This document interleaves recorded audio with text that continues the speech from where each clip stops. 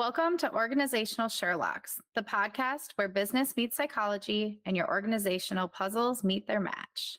Join us for captivating stories and practical solutions to unravel your toughest challenges. I'm Dr. Elizabeth Fleming. And I'm Morgan Ashworth, your guides to a prescription for business success. Let's dive in. Welcome back to Organizational Sherlocks. Morgan and Elizabeth here. Excited to talk with you all about why IO psychology, industrial organizational psychology, is useful in business. I'd like to start off really quick just by asking, how are you doing today, Morgan? I'm good. Busy day, but ready to go on this podcast. And just for those of you who don't know IO psychology, it stands for industrial organizational psychology. If you're just joining us, we did briefly talk about it earlier on in our series, but just to cover that again for you. Yeah, absolutely.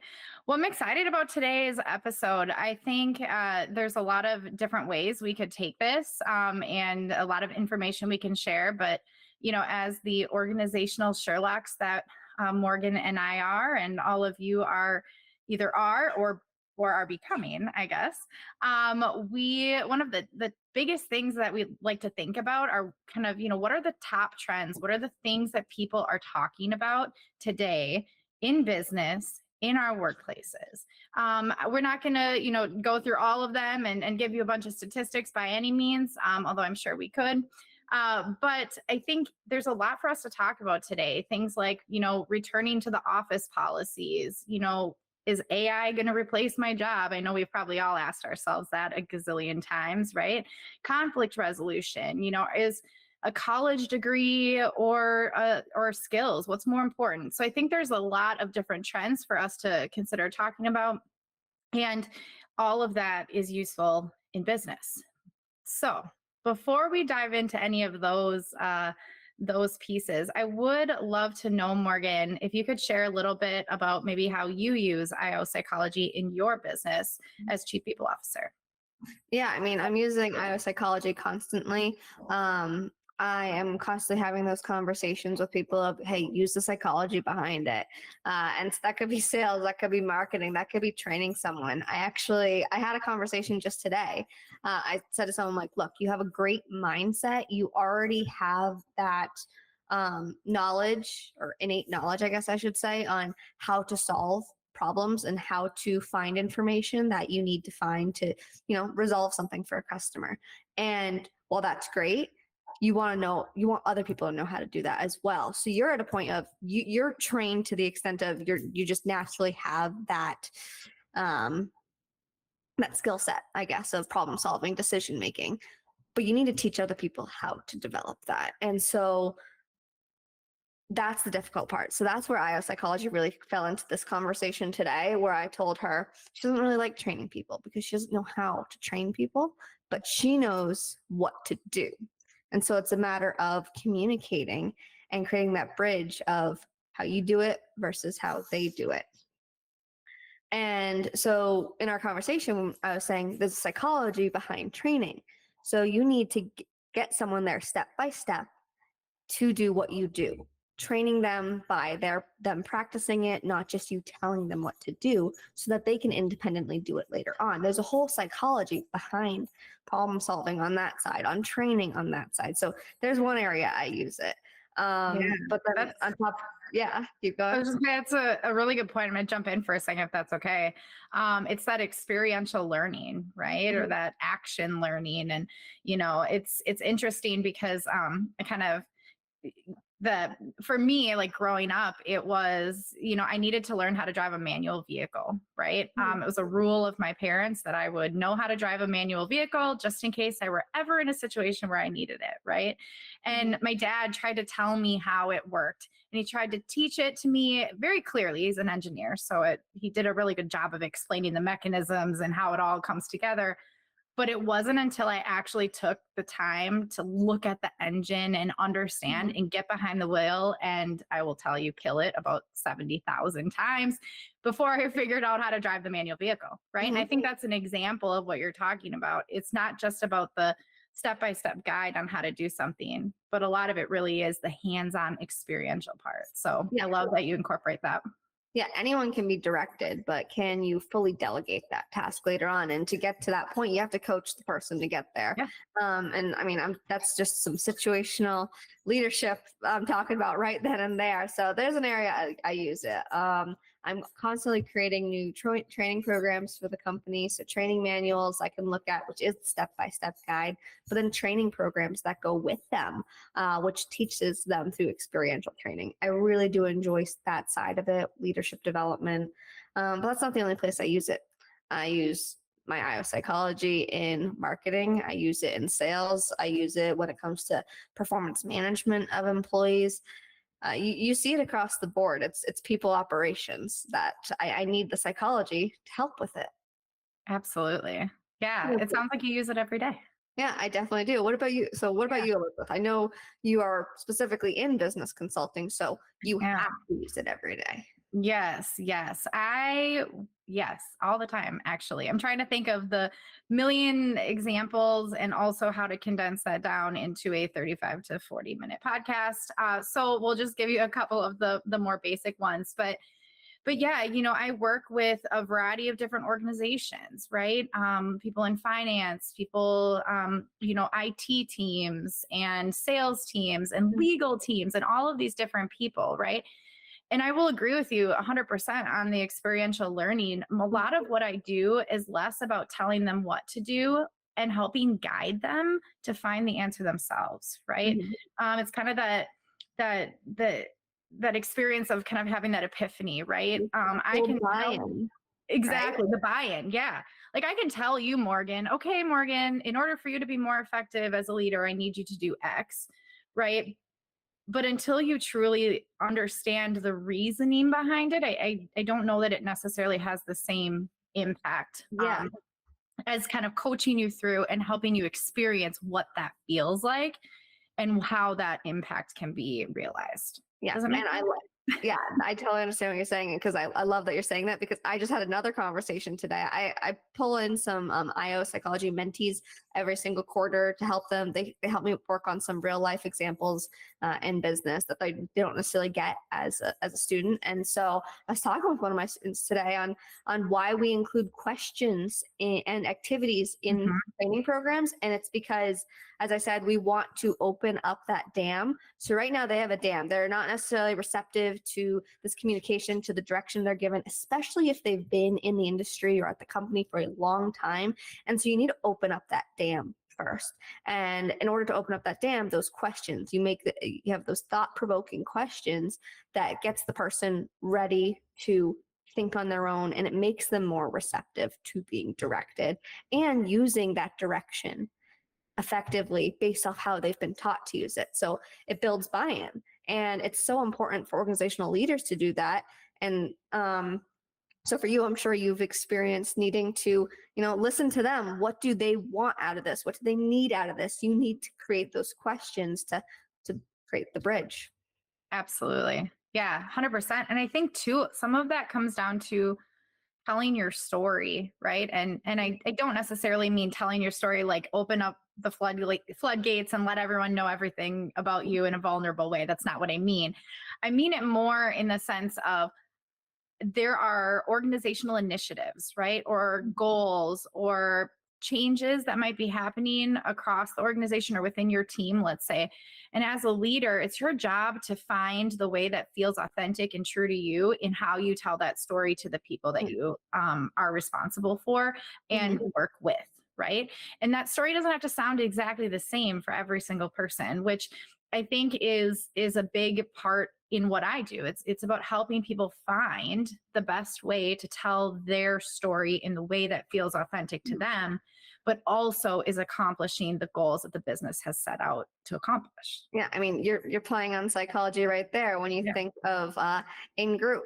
So you want to be able to be receptive to your team. So not only do you want to be authentic as a leader, but you also want to be the type of leader that people want to listen to you because maybe not just because you're authentic, but because they feel similarities to you. And authenticity goes a long way to create that. Um, and so there's the psychology behind group ideas and not necessarily not get into group think as some people might be thinking right now, but the idea of group similarity. Yeah, And, yeah. And and knowing who's in the room too. And I'll Mhm. say that's a big part of how I use IO psychology every day, right? Which I know there's a little bit of a it blends into clinical or counseling psychology to some extent here because we're looking at factors. I look at factors every day related to personality, Mhm. related to motivational drive and achievement drive, and all of those different pieces using validated tools to Mhm. understand someone. Now the way that I absolutely I love doing it is taking all of that data, let's say for a team, right? As we're talking about sharing the story, and knowing who you have in the room, right? Are they driven?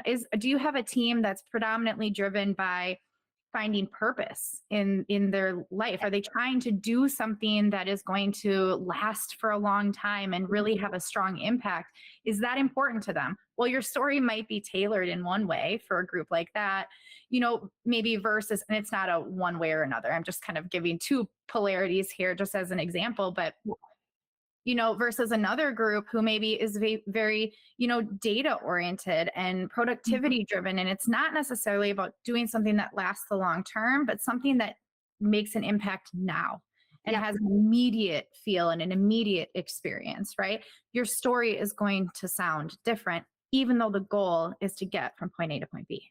Yeah. And so people might think that you're not being authentic that way, but you are. No matter what in your life, you tailor your stories to the groups around you. You're going to tailor a story that happened to you differently to your friends than you do to your family, to even to different friend groups that you might have. And so tailoring it in a company is also useful. Sometimes that in the end, it could result in the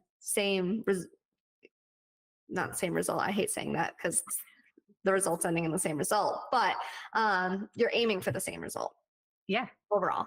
And you're just, like you said, tailoring it to the different groups. You're still being mhm, authentic. You're just changing the communication channel a little bit so that the other individuals that you're leading understand what you're saying. absolutely. Yeah, that understanding is key, right? Yeah. Oh my goodness, I love it. Do you know what it's making me think of though? And it's a little bit of a shift in our conversation, so bear with me. But it's making me think about one of the trends that I referenced in the beginning, or Mhm. the trends of things people are talking about, and that's related to AI, right? Mhm. Or artificial intelligence, and whether we believe that artificial intelligence will replace our jobs. Right now, I'm going to say I am not an expert in artificial intelligence, so please don't hear me say that. But I do want to say that in a study, they had found that 22% of employees, people employed today, believe that AI will replace their job in the next 5 years. Yep. To me, it may not sound like a big amount, but that to me feels like a really big amount, right? Yeah. I mean, And then 22%. That's a 22%. lot of people. Yeah, it's a ton of people. And I think about what we're talking about right now. And yeah, artificial intelligence can figure out how to tell a story, but can it and will it? And I would argue it will not. And I know there's a lot of people who probably agree with me, maybe some that don't, but I think the majority of people agree. Can it truly understand the human element and be able to react in a way like we're talking about right now, to understand group differences, to understand group similarities, Mhm. right? To understand how in this moment you may be experiencing an emotion that isn't similar to what AI thinks it should be. When I think of AI, I think about how it's I've, a lot of AI is used to either like improve messaging or to summarize messaging in a sense. So I don't know if it's necessarily able to problem solve, create new ideas. It's creating from what it can take. Mhm. Meaning, like when you think of AI within imaging, it's taking from all these other images around it with some sort of inspiration. Yes, people do that as well, but you're not legitimately taking from exact existing pictures that might be Right. around you. You're creating something new. And for that reason, I mean, there's so much AI in the court world right now because AI is not necessarily a trademarkable, it doesn't create trademarkable material because Right. it's not created by a human. But there's still an argument behind that because, well, if I put this information into the AI feature, whether that be something like ChatGPT or another AI software, then can't I trademark what I create with the words I use?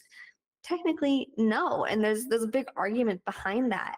And so yeah, AI, it's a little confusing. People are worried about it, but I Mhm. don't think it will necessarily be able to relate as we do now. I think it'll help us create efficiencies in the workplace. And maybe that's why people are more worried about, the 22% are worried about losing jobs, because if you can do 8 people's work with 7 people now, that's one person gone. So I do see that as a legitimate concern.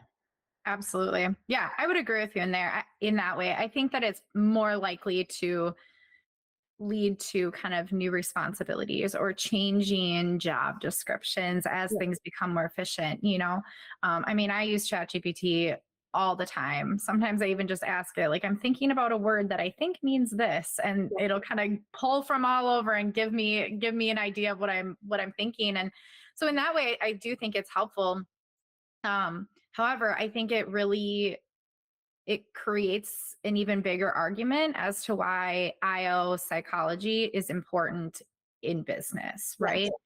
Because I do think about, without IO psychologists or industrial organizational professionals within the work setting, whether that's in HR or change management or organizational development or whatever the area that they are, without that, in some ways, you risk missing a voice and missing a very important voice Mhm. because, as we talked about in a previous episode, all of our businesses are made up of people, Yeah. right? So We we need also, people there. yeah. And we've talked about in-group bias before, or the group bias before, and like groupthink. And I know I touched on it earlier in the episode, so it's making me think of it again. So in groupthink, the person that is constantly saying no to what the majority of the group is saying, obviously they have groupthink going on. They're all stuck in their ways because everyone's agreeing with them, so they must be right, right? But if that one person keeps disagreeing, eventually they're going to prevail. AI is not going to allow that to happen because they're going to take what the majority says.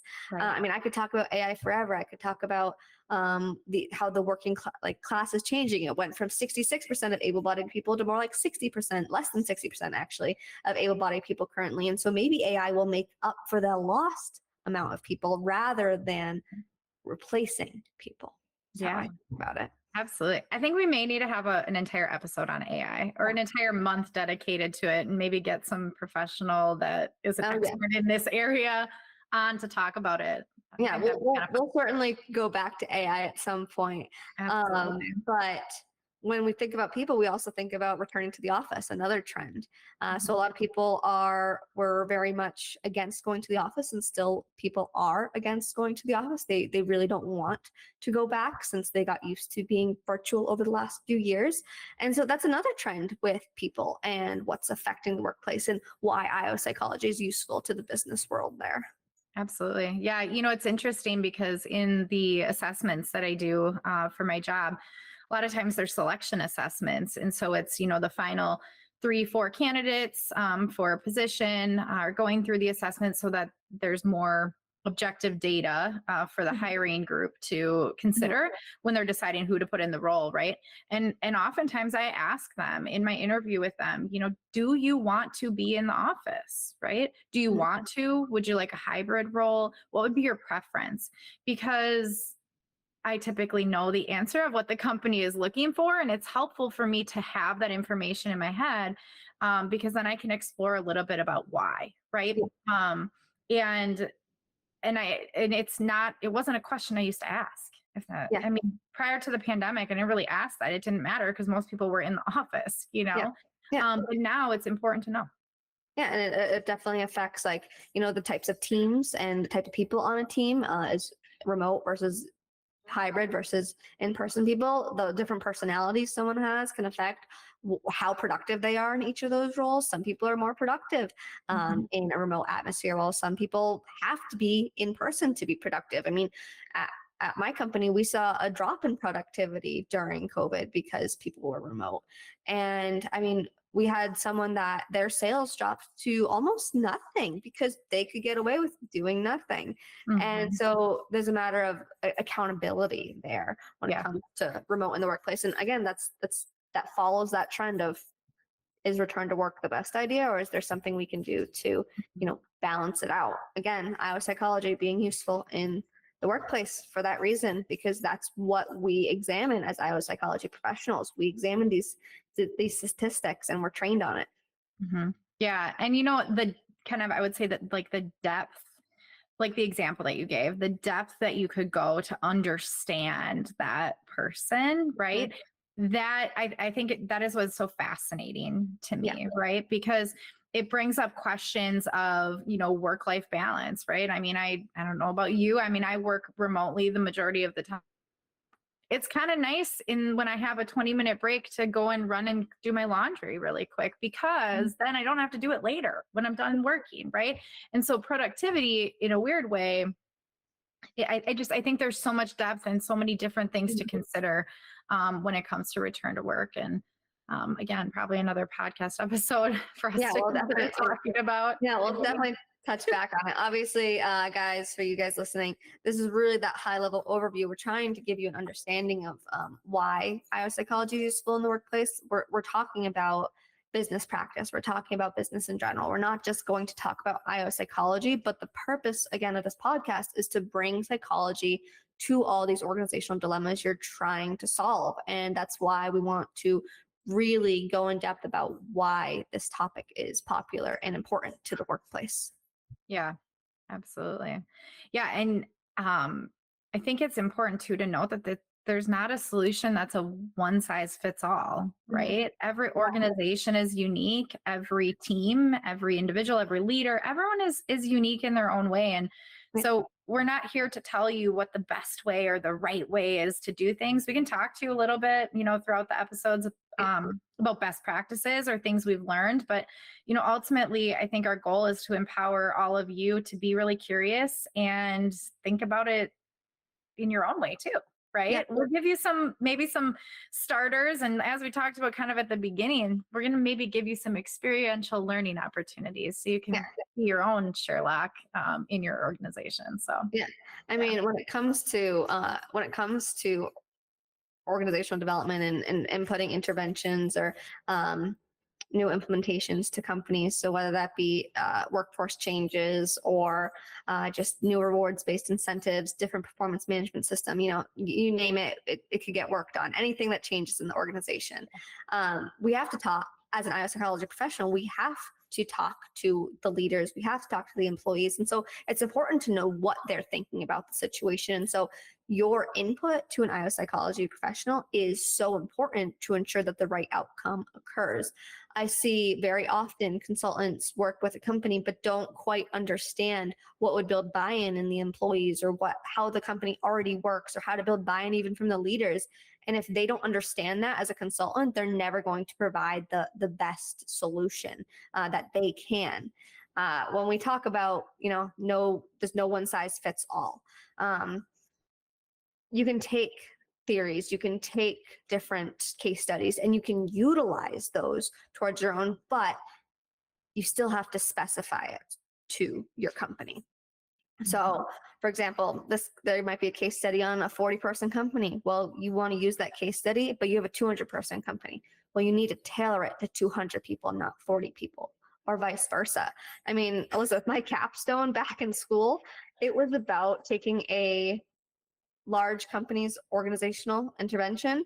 So it was one from GE, Yep. and making it valid for a small company. And I actually applied it to my small company because my company is less than 50 people, or the company I work in. Shouldn't say my company, but it's very dear to my heart. So I love the company. Absolutely. But I wanted to show that maybe this type of intervention blueprint does work for my company, but no matter what, you still have to specify it, whether that be based off of the tactics or the tests you're using, or like for example, I wanted to be able to test morale. Well, a large company's morale based test is not going to work for a small company Right. because it's might be too skewed. It won't allow the intricacies to really take part as they need to. But so, yeah, you get blueprints and you get case studies and you get examples to go off of, but you always, always, always need to apply the specifics of your company Mhm. Yeah. to the intervention. No, I 100% agree with that. Out of curiosity, if you don't mind me asking, how did it turn out? Capstone. I mean, I think it was one of the best things I've ever written. It was super fun to look at all the intricacies of this intervention that it came out of a case study from General Electric, one of the largest companies in the world.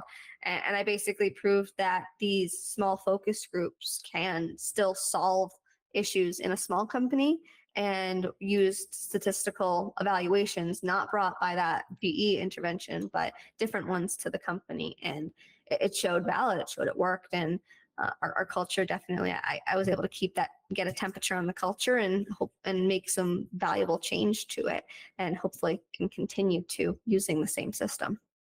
That is awesome. That is so cool. I think that'll be one of the fun parts of this podcast too, is bringing in some of those examples and really being able to work through them.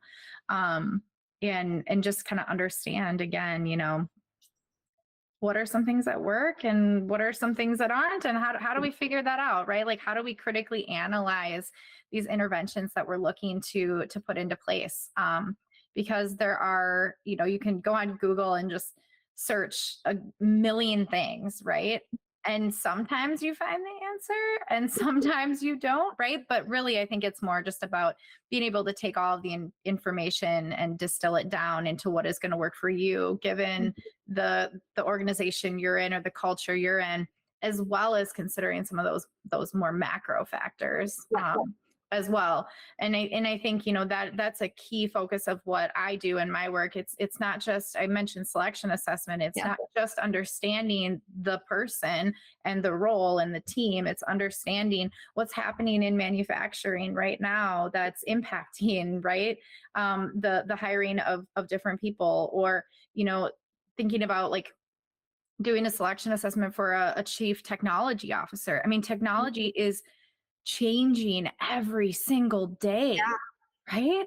Like, I can't just say, yeah, this person, knows how to use Word and Excel and can Yeah. code in SQL and R and all of these things. Yep, he's going to be a great, technology officer. Not necessarily, because there's so much changing and they need to Yeah. also be up to date on the trends, right? Yeah, it's not just those hard skill sets, it's those competencies Yes. that they have. And that's something that's so important to test. So, I mean, we had brought a sales manager on just recently, and I mean, she's already doing amazing. I am so thankful. I feel like there's like this weight off my shoulders with having her, because she just thinks so much like myself and some of our other leaders in the team, just about developing people. And you could tell that there were certain people we didn't select because they just did not have those soft skill competencies they needed. And that's, I mean, another reason I ask psychology is useful in the workplace. Soft skills are hard to test. Soft skills are hard to even just pick up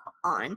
And so you have the talent acquisition IO psychology professionals, and that's what they focus on, is those soft skill competencies, not just the hard skills when it comes to hiring. I mean, you said you've done hiring, Elizabeth, so you know.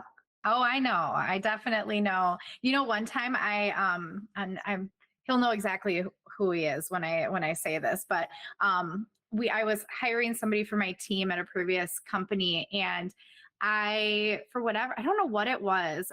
He had a music background. I was looking for someone in talent development and kind of organizational development. So getting a degree, or had gotten a degree in music, and was really wanting to kind of break into this world and break into business. And there was something about, I just thought, I'm gonna try something different. I mean, why not? Right now, he had a lot of the hard skills that he needed, right? Like very detail oriented and very eager to learn and very resourceful, and all of the things that I was looking for from a kind of more technical skill set, if you will. But there was something about him that he just wasn't the same. And he was one of the best team members I have ever worked with. And I'm really glad that I had kind of challenged myself to go outside the norm a little bit. Yeah, sometimes that textbook best candidate is not your best candidate. And that's actually something I taught one of my supervisors. He always wanted that, he's like, this person, this person, this person. And you saw we had a little bit more turnover with those people because Mhm. they might have been the best candidate by book for this type of job, but were they the best candidate for our team? Right. And clearly they were not the best candidate for our team.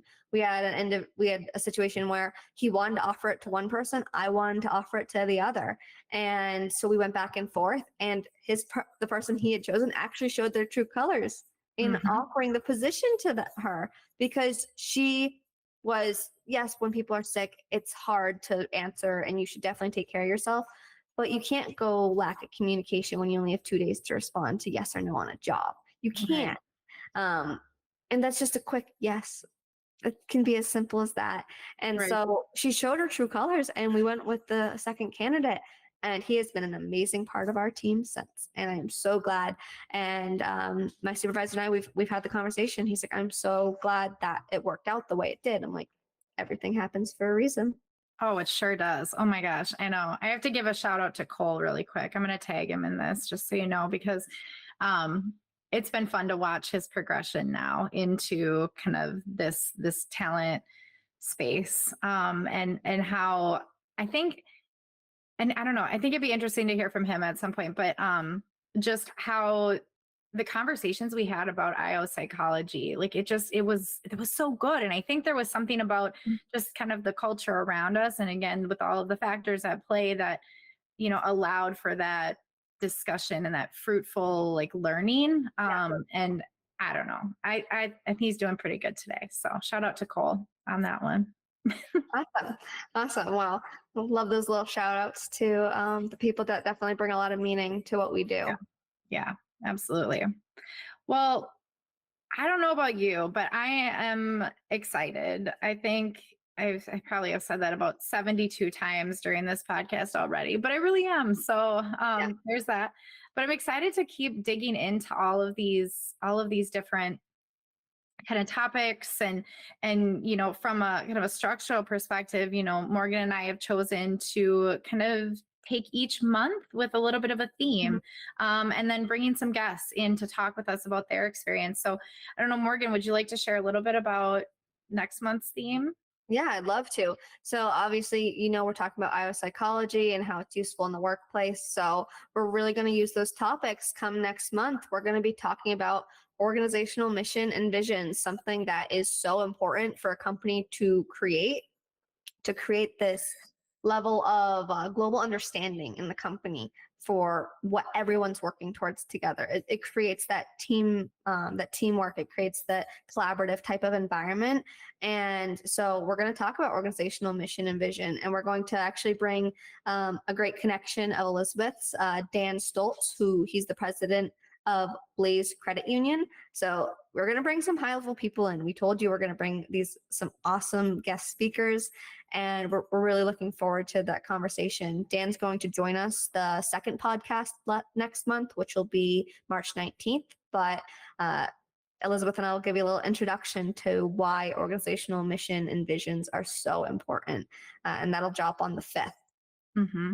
Yeah, absolutely. And don't forget to, check us out on LinkedIn and all the social media channels as well, because we'll have some fun interactive polls, and we'd love to have you talk with us and share your experiences and opinions, as we get rolling into this world of organizational Sherlocks. Yeah, we told you that it's important to have everyone's opinion when it comes to certain subjects. So bring them on. Don't be afraid to reach out to Elizabeth or I through the email or through our LinkedIn's. We definitely want to hear what you have to say, and we want to hear what other topics you want us to talk about in the coming months. Yeah. Well, sounds good. Well, should we wrap it up today, Morgan? Let people Yeah, get back to their day and join us on the 5th, for our next podcast about mission and vision alignment. yeah. This is Organizational Sherlocks signing off. Thanks, everyone. Bye. Bye. This concludes another intriguing episode of Organizational Sherlocks. I'm Elizabeth Fleming. And I'm Morgan Ashworth, reminding you that the journey to success is an ongoing investigation.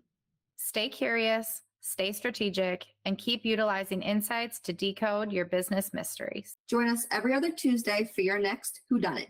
This is Organizational Sherlocks closing today's case.